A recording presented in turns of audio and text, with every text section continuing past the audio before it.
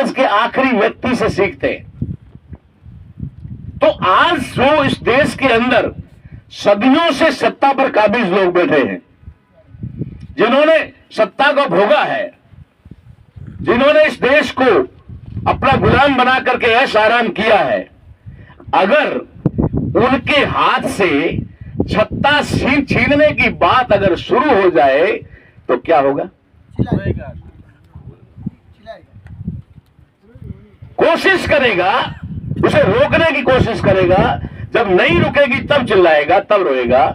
अभी जब हमने शुरू किया तो हमारे लोगों को पता नहीं चला कि ये काम कितना इंपॉर्टेंट है, ये काम कितना महत्वपूर्ण है, इस काम की क्या अहमियत है, ये उनको पता नहीं है हमारे लोगों को।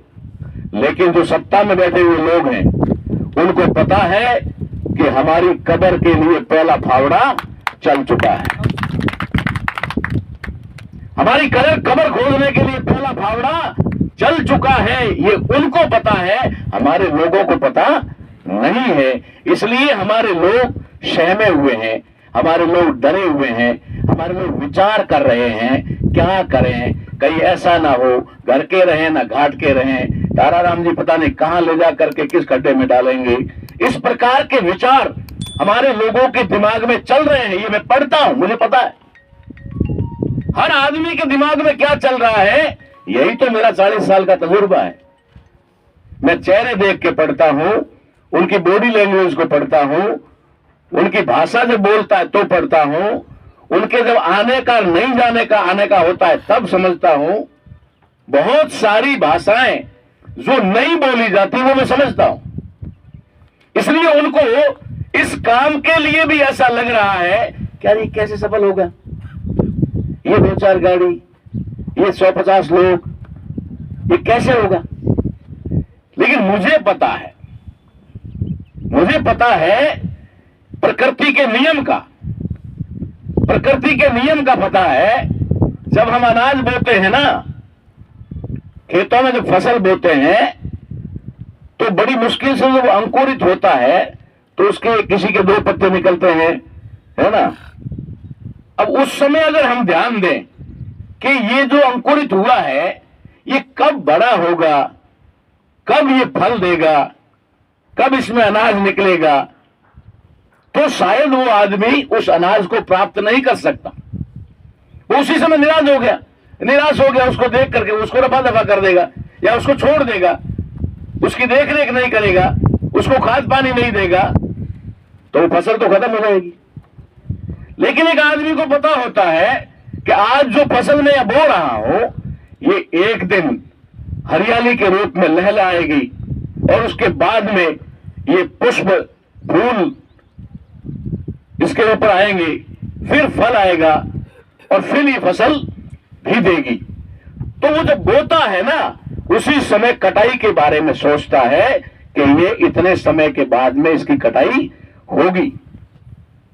तो हमने जो ये बीज बोया है, बहुत सारे लोगों के लिए नाम ही अटपटा है। मताधिकार होता क्या है? मताधिकार होता क्या है? क्योंकि लोगों को बताया ही नहीं। पढ़े लिखे लोगों को क्या बताया? मतदान, मत का दान कर दो। तुम हमेशा दान करते आए हो, अन्नदान किया, धन दान किया, कन्यादान किया, भूदान किया, तो ये भी दान है, ये भी दान कर दो। और हमारे लोग दान करते आए, जिसने मांगा उसको दे दिया। उनको पता नहीं था कि वोट की क्या वैल्यू होती है, वोट की क्या कीमत होती है। तो मताधिकार शब्द ही उनके लिए एक अटपटा शब्द है, नया शब्द है। मताधिकार, मताधिकार का मतलब होता है मत का अधिकार। हम मत के बारे में नहीं जानते, हम वोट के बारे में जानते हैं। हम किसके बारे में जानते हैं? वोट के बारे में जानते हैं, क्योंकि वोट के बदले पवा मिलता है, वोट के बदले बोतल मिलती है, वोट के बदले डोडा मिलता है, और वोट के बदले दारू मिलता है, अफीम मिलता है। ये किसके बदले मिलता है? वोट के बदले मिलता है। इसलिए हमें वोट का तो पता है, लेकिन मत का हमें पता ही नहीं है। मत क्या होता है? मत वैसे तो वोट का हिंदी शब्द है, लेकिन हिंदी शब्द जब हम बोलते हैं तो हमें पता लगता है उसका अर्थ क्या है। मत का मतलब होता है विचार, विवेक, बुद्धि, मति। कहते हैं ना कभी कभी को आदमी बुरा कर लेना, अरे इसकी तो मति मारी गई। अक्सर हम पूछते हैं ना भाई, पंचायत भी होती है, अपने जाति पंचायत कोई भी हो, तब लोग बोले कि अपना मत रखो भाई, इसमें अपनी राय रखो। अपनी राय यानी मत क्या है? तो ये मत है, ये इस देश की सरकारें चुनने के लिए, आपके अपने सच्चे और अच्छे प्रतिनिधि चुनने के लिए आपको दिया हुआ एक अधिकार है, एक अधिकार है। लेकिन हमारे लोगों को ये नहीं बताया गया कि अधिकार है। हमारे लोगों को कहा कि वोट है और दे दो, हमारे लोग देते रहे। तो इसलिए हमने जब मताधिकार का महत्व बताना शुरू किया, तो जो जानकार लोग थे, जो जानते हैं कि मताधिकार का मतलब क्या होता है, उनके लिए तो खतरा पैदा हो गया। उनके लिए उनकी नींद हिलने लगी। और जो हमारे लोग हैं वो सोचने लगे कि मताधिकार है क्या? आप की नई बल्लाई है, पता ही नहीं उनको। मताधिकार ये शब्द ही नहीं है कहीं डिक्शनरी में। आज के वर्तमान में मतदान है, वोटिंग है, वोट करो, पोलिंग करो, ढीगड़ा पूछना सारे हैं। हमारे लोगों की भी खासियत अंग्रेजी बोलना सीख गए, हिंदी नहीं जानते। तो ये मताधिकार हमने समझाने का प्रयास किया कि ये मत का जो अधिकार है, जब अधिकार की बात करेंगे ना तो उसे बचाने की बात करेंगे। जब दान की बात करेंगे तो बचाने का कहां है? जब दान आ गया तो बचाना का है? बचाना नहीं है, देना है। दान का मतलब क्या हुआ? देना है। जब अधिकार की बात आ जाती है, मताधिकार, तो आदमी सोचता अच्छा ये मेरा राइट है, ये मेरा अधिकार है। और अधिकार है तो किस लिए है, और इस अधिकार से मुझे क्या मिल सकता है? तो ये मताधिकार शब्द हमने पहली बार लोगों की जुबान पर लाने का प्रयास इसलिए किया है ताकि हमारे लोग मत के अधिकार को, यानी वोट के राइट को, वोट के अधिकार को समझ सके और समझ करके फिर उसका सदुपयोग कर सके। अगर वे लोग अपने वोट का सदुपयोग करना सीख जाएंगे, मैं गारंटी से बड़े स्टाम्प पर लिखने को तैयार हूं कि जो व्यक्ति अपना वोट समझ सोच करके देगा वो कभी समस्याओं की लाइन में खड़ा नहीं रहेगा। ये मैं डंके की चोट पे कहता हूं। मेरी कोई समस्या नहीं है, मैं वोट देख करके देता हूं, सोच समझ के देता हूं, ठीक है, आपके साथ में ही हूं। लेकिन मैं डंके की चोट कहता हूं कि मेरी कोई समस्या ही नहीं है। हां, मैं बहुत सारे लोगों की समस्या हूं, मैं बहुत लोगों के लिए समस्या हूं, मगर मेरी कोई समस्या है ही नहीं, क्योंकि मुझे समस्या का हल करना आता है, समाधान करना आता है। हमारे खेतों में देखो ना, तार लगा हुआ, उनका क्या? झटका मशीन। झटका मशीन लगाते हैं ना, वो क्यों लगाते हैं? उससे मरता कोई नहीं, लेकिन क्या होता है, उसके जैसे ही टच में आता है वो मशीन उसे करंट के माध्यम से फेंक देती है, और झटका इतना जोर से लगता है कि साधारण का तार है ना कहीं पर जिसमें करंट नहीं है, उसको भी 5 कदम दूर से चलता है, डर पड़ जाए। ये वो झटका मशीन का मामला है। तो समस्याएं हमारे जीवन में क्यों नहीं है? क्योंकि हमने अपने अंदर झटका मशीन का करंट पैदा कर रखा है। समस्या आती है, भाग जाती है, आती है, भाग जाती है। समस्या को जितना आप समस्या के रूप में लोगे वो उतनी ही बढ़ती जाएगी, उतना ही वो खतरनाक रूप धारण करती जाएगी। तो आज हमारा समाज जो है वो हर तरह से समस्याग्रस्त है, ये हम सभी लोग अच्छी तरह से जानते हैं, और समस्याओं को झेलने वाले तो बहुत बेहतरीन ढंग से जानते हैं। लेकिन उन समस्याओं का समाधान क्या है? उन समस्याओं का समाधान मात्र मताधिकार का सही उपयोग, मत के अधिकार का अगर सही उपयोग आपने कर लिया तो आपकी कोई समस्या रहने वाली नहीं है। इसलिए ये कारवां जब हमने शुरू किया, पूरे देश भर के लिए हमने नागपुर में बैठ करके प्लानिंग किया, बहुत सारी जगह ये शुरू हो गया है और सब लोगों ने लोगों को जगाना शुरू कर दिया है। तो जिन लोगों ने हमारे समाज को मूर्ख बना करके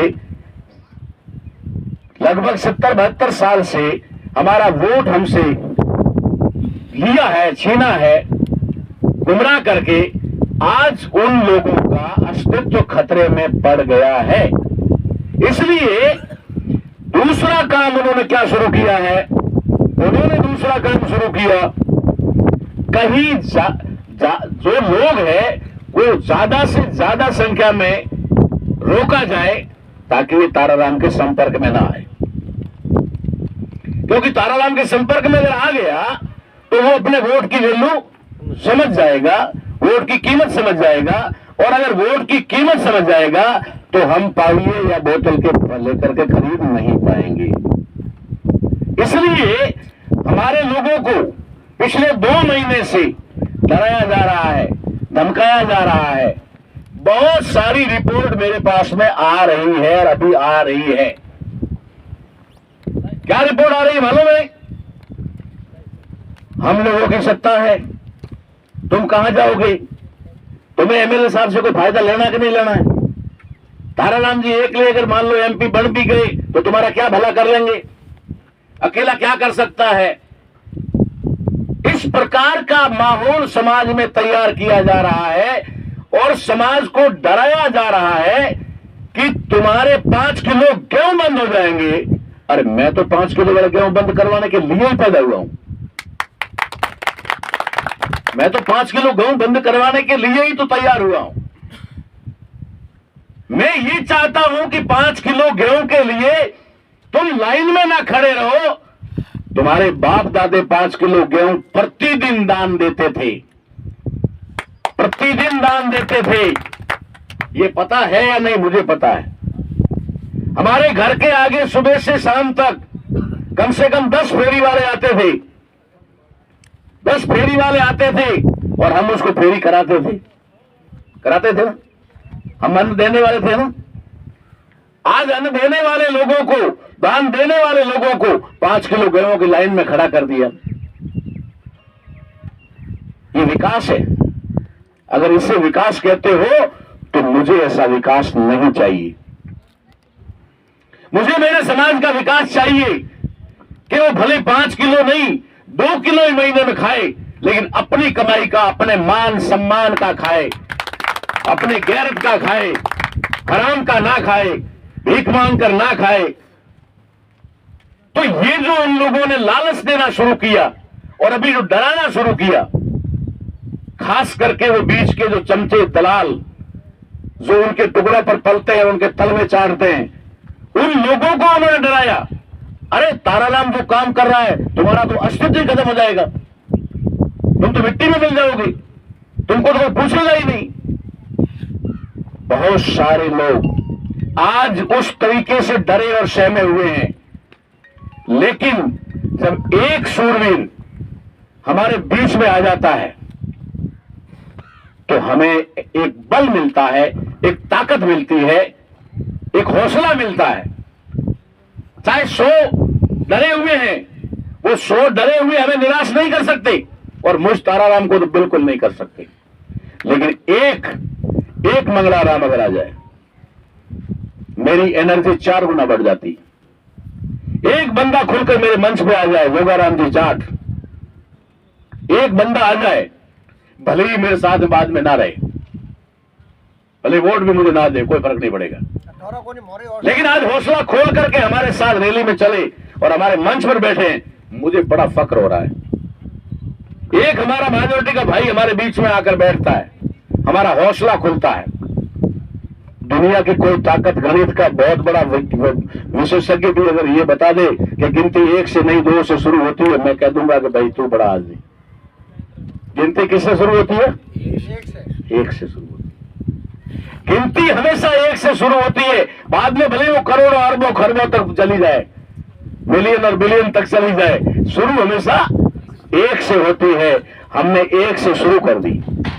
ये जो बैठे ना, आज ये जो मंच है, आज ये मंच है वो 4 वर्गों का मंच है, 4 वर्गों का मंच है। SC है, ST है, OBC है और माइनॉरिटी है। तो ये जो चीज है, ये हमारे इस अभियान को, इस आंदोलन को एक ताकत दे रही है। ऐसा नहीं है कि ये माइनॉरिटी से एक आदमी आज हमारे बीच में बैठे हुए थे, एक ही है। अरे भाई, इनका भी कोई रिश्ता है, इनकी भी कोई गिनायत पड़ है, इनके भी बेटी बुआ है, मौसी है, इनका भी पूरा कोई कबीला होगा, पूरा परिवार होगा, कुटुंब होगा। तो ये इनके माध्यम से ये विचार वहां जाएगा, हमारी बात इनके माध्यम से उनके परिवारों में जाएगी। जाएगी तो असर करेगी, जाएगी तो असर करेगी। इसलिए हमने ये कभी भी हमारे आसपास में निराशा को अपने आसपास नहीं आने दिया। और पिछले 2.5 महीने से ज्यादा का समय हो गया है, हम लोग निरंतर चल रहे हैं, निरंतर चल रहे हैं, कारवां रुक नहीं रहा है। हमारी टीमें रात को 10-10 बजे तक काम करती है। अभी तक 1 रुपया भी मैंने होटल में खाने का नहीं दिया है मंगलाराम जी। ये जो मेरी टीमें दौड़ रही है, 1 पैसा भी मैंने इनको होटल में खाने का नहीं दिया है। इनको खाना समाज खिला रहा है, खाना समाज खिला रहा है, इनके रहने की व्यवस्था समाज कर रहा है। हम घूम रहे हैं, हमारे रहने की और खाने की व्यवस्था समाज कर रहा है। इससे हमें हौसला मिलता है।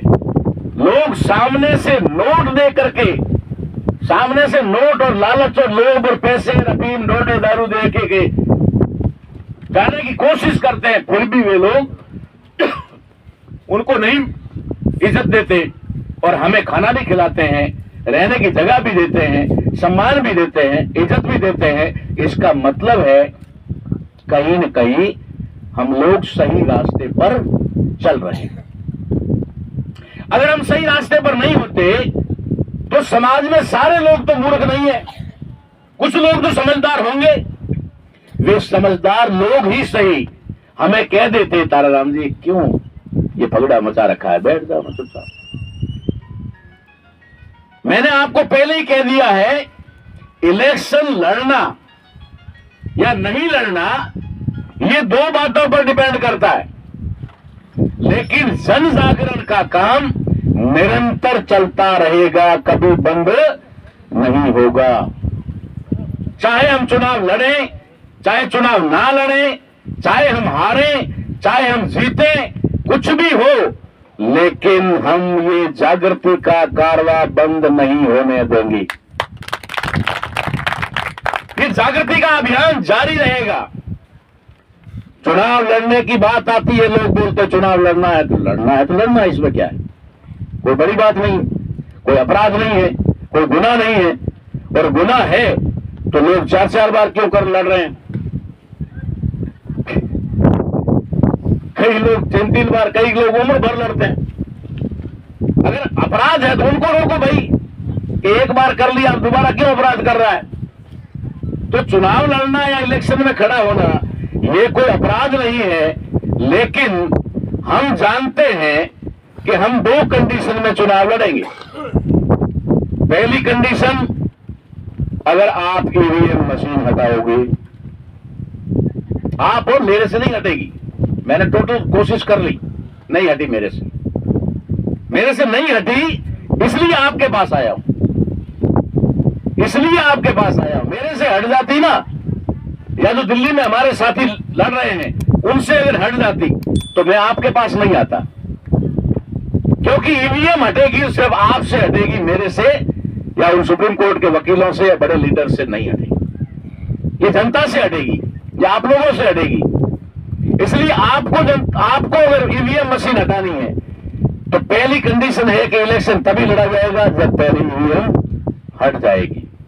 क्योंकि ईवीएम अगर होती है इलेक्शन में, या ईवीएम से इलेक्शन होता है, तो चुनाव लड़ने का कोई मतलब ही नहीं है। वो तो जिसको जिताना है वो तय है। और इतने तो पागल लोग नहीं है, चुनाव आयोग वाले भी सरकार में बैठे हुए कि ताराराम की साइड में मशीनें सेट कर देंगे।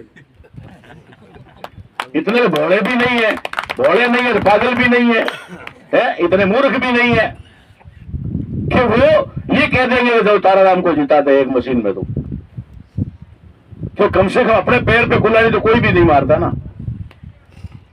तो इस प्रकार से ईवीएम मशीन अगर हटेगी तो चुनाव लड़ा जाएगा।